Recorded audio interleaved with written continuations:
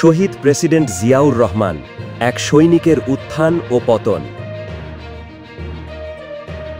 বাংলাদেশের ইতিহাসের পাতায় কিছু নাম এমনভাবে খোদাই করা আছে যা সময়ের সাথে সাথে আরও গভীর হয়। এমনই এক নাম শহীদ প্রেসিডেন্ট জিয়াউর রহমান। 1977 সাল থেকে 1981 সালে তার মর্মান্তিক হত্যাকাণ্ড পর্যন্ত তিনি ছিলেন বাংলাদেশের ষষ্ঠ রাষ্ট্রপতি।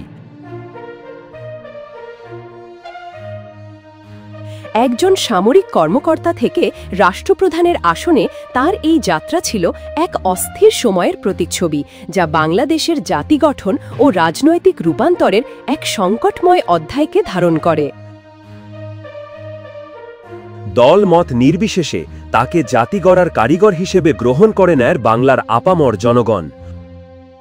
অন্যদিকে বাংলাদেশের কথিত স্বাধীনতার সপক্ষের শক্তি হিসেবে নিজেদের উপস্থাপন করা ফ্যাসিস্ট আওয়ামী লীগ ও তার সহযোগীরা শহীদ প্রেসিডেন্ট জিয়াউর রহমানকে বিতর্কিত করার প্রচেষ্টা চালায়, যা ব্যর্থ হয়।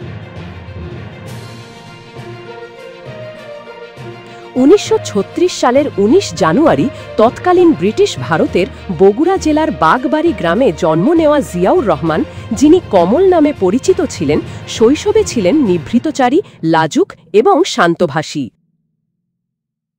বগুড়া জিলা স্কুল এবং কলকাতার হেয়ার স্কুলে তার প্রাথমিক শিক্ষা শুরু হয়। 1947 সালের দেশভাগের পর তার পরিবার করাচিতে চলে যায়, যেখানে তিনি 1952 সালের মধ্যে মাধ্যমিক শিক্ষা সম্পন্ন করেন। 1953 সালে ডিজে বিজ্ঞান কলেজে স্বল্পকালীন পড়াশোনার পর তিনি কাকুলে অবস্থিত পাকিস্তান মিলিটারি একাডেমিতে PMA-তে ক্যাডেট হিসেবে যোগদান করেন। 1955 সালের 18 সেপ্টেম্বর তিনি পাকিস্তান সেনাবাহিনীতে সেকেন্ড লেফটেন্যান্ট হিসেবে কমিশন লাভ করেন। তার সামরিক প্রশিক্ষণ ছিল ব্যাপক: কমান্ডো প্রশিক্ষণ, প্যারাট্রুপার হওয়া এবং বিশেষ গোয়েন্দা কোর্সে প্রশিক্ষণ গ্রহণ করেন তিনি। 1965 সালের ভারত পাকিস্তান যুদ্ধে পাঞ্জাবের খেমকারান সেক্টরে একটি কমান্ডার হিসাবে তিনি বীরত্বের সাথে যুদ্ধ করেন। তার কোম্পানির বীরত্বপূর্ণ পারফরম্যান্সের জন্য তারা সর্বোচ্চ সংখ্যক বীরত্ব পুরস্কার লাভ করে এবং ব্যক্তিগত সাহসিকতার জন্য তিনি পাকিস্তান সরকারের দ্বিতীয় সর্বোচ্চ সামরিক পুরস্কার হিলাল-ই-জুরাত পদকে ভূষিত হন। শহীদ প্রেসিডেন্ট জিয়াউর রহমান ইস্ট পাকিস্তানে স্বল্পকালীন সফরে এসে সামরিক বাহিনীতে বাঙালিদের স্বল্প প্রতিনিধিত্ব দেখে মর্মাহত হয়েছিলেন, যার কারণ ছিল বৈষম্য। তিনি সক্রিয়ভাবে বাঙালি যুবকদের সামরিক পেশায় আসার জন্য উৎসাহিত করেন। এই অভিজ্ঞতা সম্ভবত তার পরবর্তী বোঝাপড়াকে প্রভাবিত করেছিল, যেখানে তিনি সশস্ত্র বাহিনীর আকার উল্লেখযোগ্যভাবে বৃদ্ধি করেন এবং শৃঙ্খলা ও পেশাদারিত্ব পুনরুদ্ধারের চেষ্টা করেন। 1971 সালের 25 মার্চের মধ্যরাতে নিরস্ত্র বেসামরিক নাগরিকদের ওপর পাকিস্তান সেনাবাহিনীর ব্রুটাল ক্র্যাকডাউন ছিল বাংলাদেশের স্বাধীনতা যুদ্ধের তাৎক্ষণিক অনুঘটক। এ সময় মেজর জিয়াউর রহমান চট্টগ্রামের 8ম ইস্ট বেঙ্গল রেজিমেন্টের সেকেন্ড ইন কমান্ড হিসেবে কর্মরত ছিলেন। এই ভয়াবহ ঘটনার প্রতিক্রিয়ায় তিনি পাকিস্তান সেনাবাহিনীর বিরুদ্ধে একটি সাহসী বিদ্রোহের নেতৃত্ব দেন। 1971 সালে 27 মার্চ মেজর জিয়াউর রহমান চট্টগ্রামের কালুরঘাট বেতার কেন্দ্র থেকে বাংলাদেশের ইতিহাসের ঐতিহাসিক সে ঘোষণাটি দেন, যা বাংলাদেশের স্বাধীনতার ঘোষণা হিসেবে গ্রহণ করা হয়।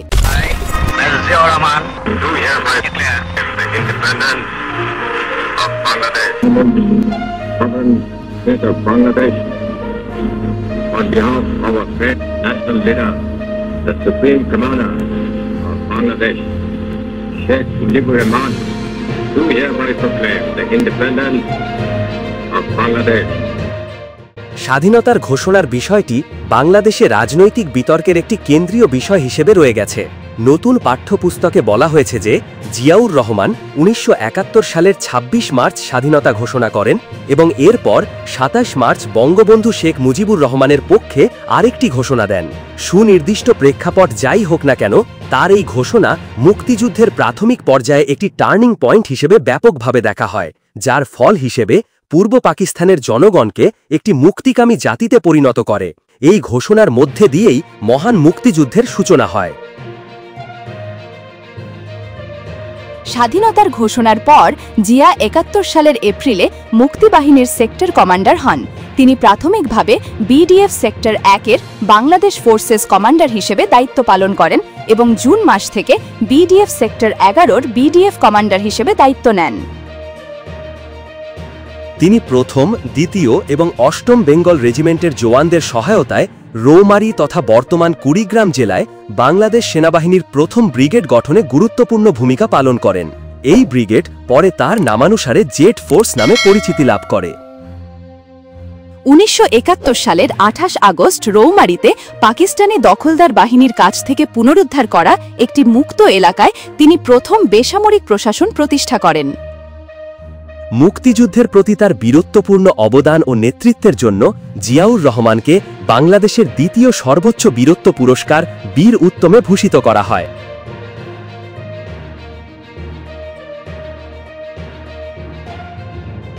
বাংলাদেশের স্বাধীনতার পর জিয়াউর রহমানের সামরিক কর্মজীবন ঊর্ধ্বমুখী গতিতে অগ্রসর হয়। ১৯৭৫ সালের ১৫ই আগস্ট সামরিক অভ্যুত্থানে শেখ মুজিবুর রহমান ও তার পরিবারের হত্যাকাণ্ডের পর ১৯৭৫ সালের ২৫ আগস্ট জিয়াউর রহমানকে সেনাবাহিনীর চিফ অফ স্টাফ পদে উন্নীত করা হয়।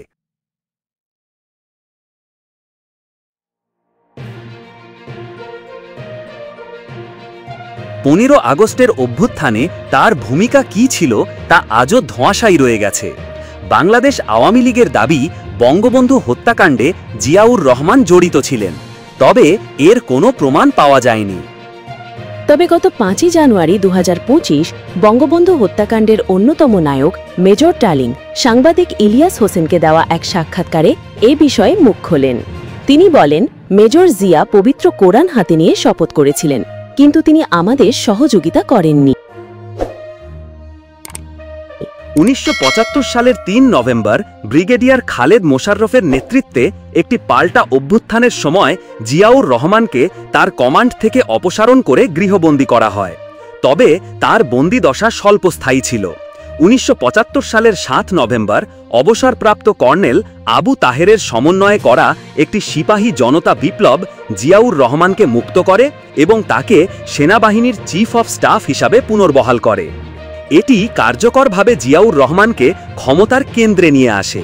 পরবর্তীতে ১৯৭৬ সালের ১৯ নভেম্বর বিচারপতি আবু সাদাত মোহাম্মদ সায়েম পদত্যাগ করলে তিনি প্রধান সামরিক আইন প্রশাসক হন এবং অবশেষে সায়েমের স্বাস্থ্যগত কারণে পদত্যাগের পর ১৯৭৭ সালের ২১ এপ্রিল বাংলাদেশের রাষ্ট্রপতি পদ গ্রহণ করেন।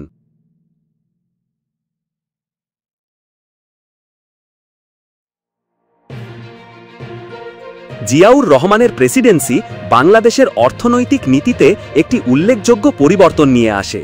তিনি মুজিব আমলের সমাজতান্ত্রিক পরিকল্পিত অর্থনীতি থেকে একটি অধিক পুঁজিবাদী ও উন্মুক্ত অর্থনীতিতে রূপান্তরের নেতৃত্ব দেন। তার সরকার অন্তত 10টি শিল্প খাতকে জাতীয়করণ মুক্ত করে এবং স্থানীয় উদ্যোক্তাদের কাছে মালিকানা হস্তান্তরের বিধান চালু করে। তার মেয়াদের একটি যুগান্তকারী অর্জন ছিল তৈরি পোশাক শিল্পের সূচনা, যা তখন থেকে বাংলাদেশের অর্থনীতির প্রাণ শক্তি হয়ে উঠেছে। তিনি জনশক্তি রপ্তানির সম্ভাবনা উপলব্ধি করেন এবং ১৯৭৬ সালে মধ্যপ্রাচ্যের দেশগুলোতে বাংলাদেশি শ্রমিকদের প্রথম বৃহৎ আকারের কর্মস্থান সহজ করেন, যা বাংলাদেশের রেমিটেন্স নির্ভর অর্থনীতির জন্য গুরুত্বপূর্ণ ভিত্তি স্থাপন করে। জিয়াউর রহমানের শাসনামলে একটি উল্লেখযোগ্য রাজনৈতিক সংস্কার ছিল শেখ মুজিবের একদলীয় শাসন নীতি বাকশাল প্রত্যাখ্যান। তিনি বহুদলীয় গণতন্ত্র, সংবাদপত্রের স্বাধীনতা এবং বাক স্বাধীনতা পুনঃপ্রতিষ্ঠা করেন। ১৯৭৮ সালে তিনি বাংলাদেশ জাতীয়তাবাদী দল বিএনপি প্রতিষ্ঠা করেন, যা এখনও একটি প্রধান রাজনৈতিক শক্তি। গুরুত্বপূর্ণভাবে তিনি একসময় নিষিদ্ধ থাকা রাজনৈতিক দলগুলোকে পুনরায় কার্যক্রম শুরু করার অনুমতি দেন, যার মধ্যে আওয়ামী লীগ ও বাংলাদেশ জামাতে ইসলামী ছিল অন্যতম।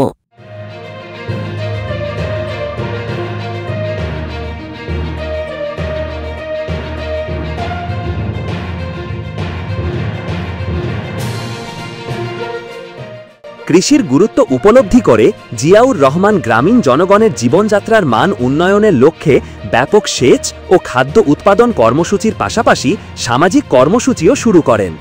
তার একটি প্রধান উদ্যোগ ছিল খাল খনন কর্মসূচি, যা খরা ও বন্যার সমস্যা মোকাবিলায় বৃষ্টির পানি সংরক্ষণের মাধ্যমে সেচ ব্যবস্থা উন্নত করার জন্য ডিজাইন করা হয়েছিল। জিয়াউর রহমান বাংলাদেশে সবুজ বিপ্লব বা গ্রিন রেভলিউশনের সূচনা করেন।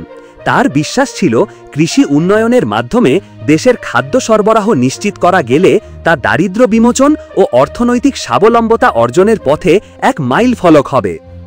আর এই কারণেই তিনি এই ধরনের সাহসী ও ব্যাপক কর্মসূচি বাস্তবায়নের পরিকল্পনা গ্রহণ করেন, যা পরবর্তীতে কৃষি ও অর্থনীতিতে যুগান্তকারী পরিবর্তনের সূচনা করে।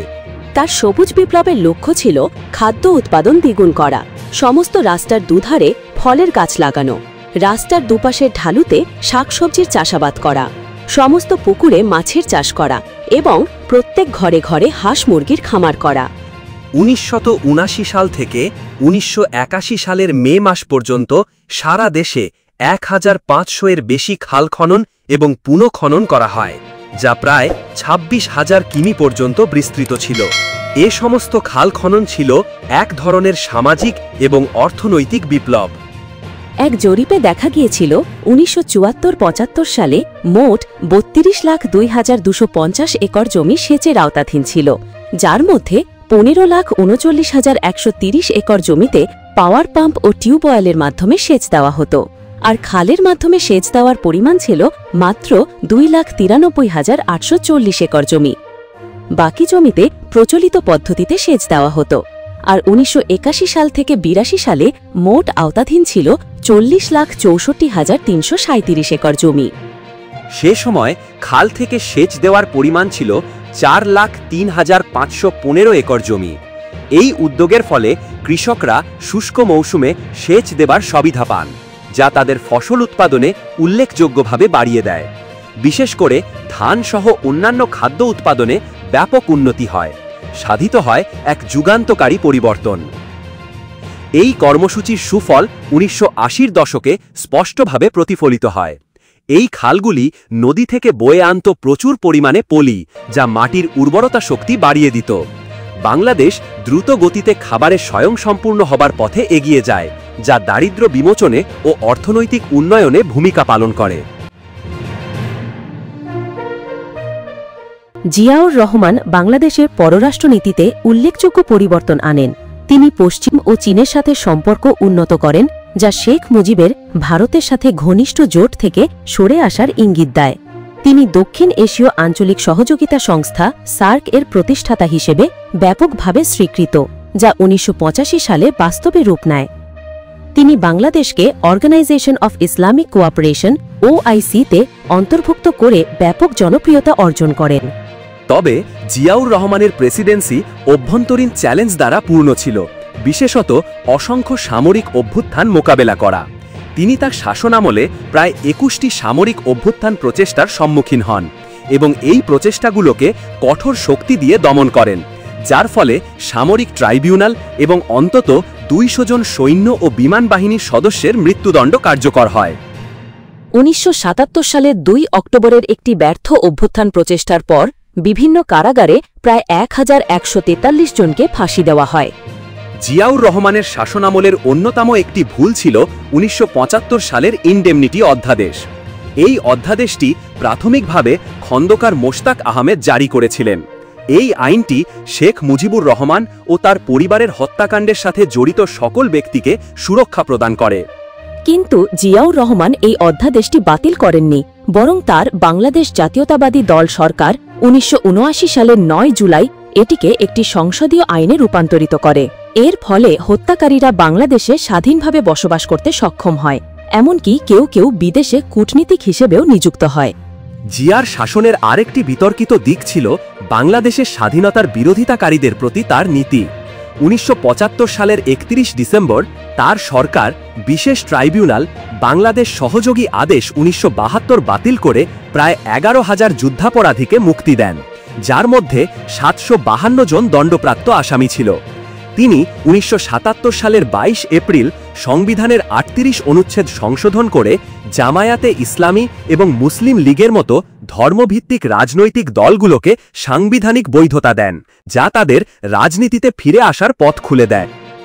সবচেয়ে বিতর্কিতভাবে তিনি শাহ আজিজুর রহমানকে প্রধানমন্ত্রী নিযুক্ত করেন, যিনি ১৯৭১ সালে পাকিস্তানের প্রতিনিধি হিসাবে জাতিসংঘে গিয়েছিলেন এবং বাংলাদেশের স্বাধীনতার বিরোধিতা করেছিলেন।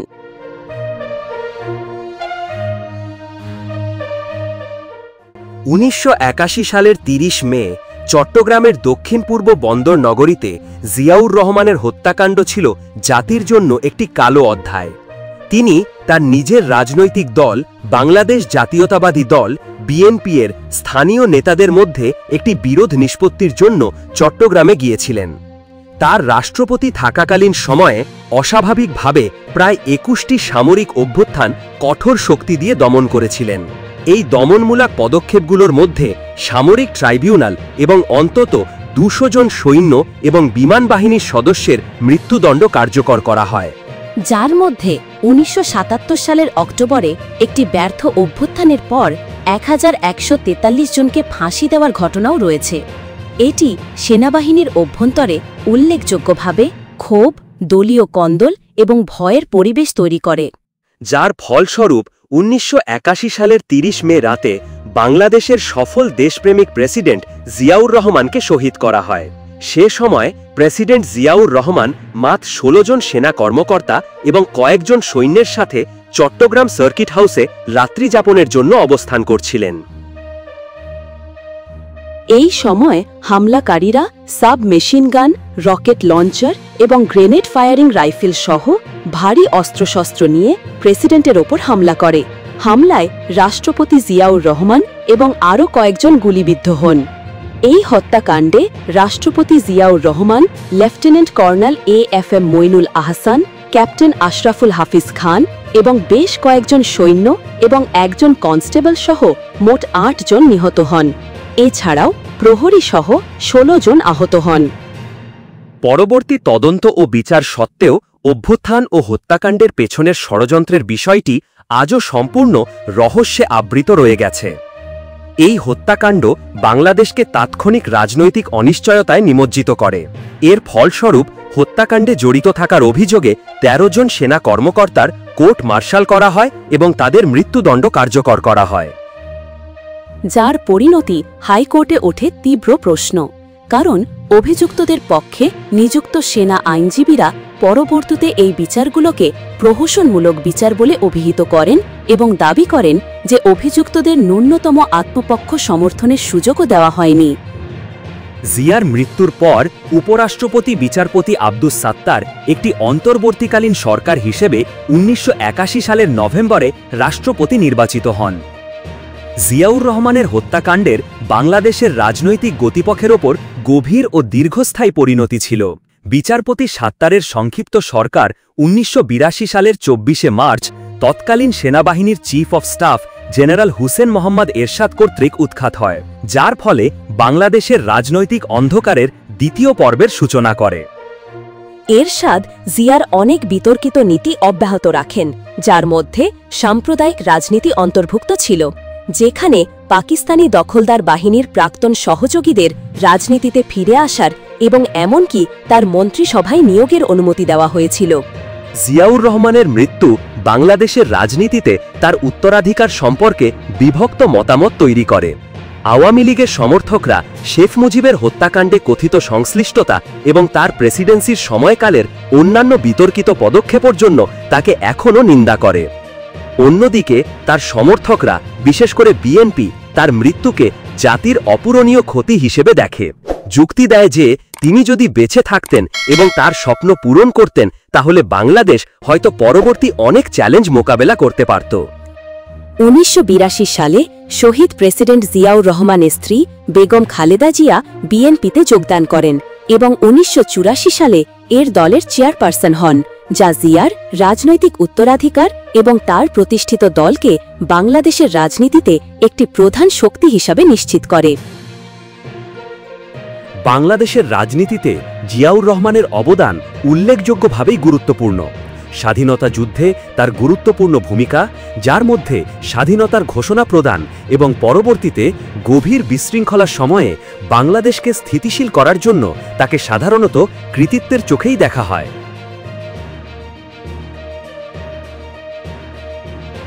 তিনি সবুজ বিপ্লব, অর্থনীতি পুনর্গঠন, সমাজতান্ত্রিক পরিকল্পিত ব্যবস্থা থেকে আরও পুঁজিবাদী উন্মুক্ত ব্যবস্থায় রূপান্তরিত করা এবং তৈরি পোশাক, আরএমজি, শিল্প ও বৃহদাকারের জনশক্তি রপ্তানির মতো গুরুত্বপূর্ণ খাতগুলোর সূচনা করার জন্য ব্যাপকভাবে প্রশংসিত।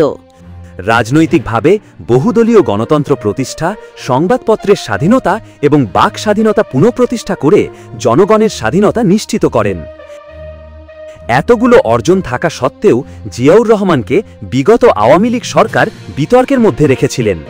যদিও তিনি ১৯৭৫ সালের আগস্টে শেখ মুজিবুর রহমান ও তার পরিবারের হত্যাকাণ্ডে জড়িত কিংবা জড়িত নয় সেটি আজও ধোঁয়াশাপূর্ণ, বিশেষ করে ইনডেমনিটি আইন বাতিল না করায় তাকে বিতর্কের মধ্যে ঠেলে দেয়।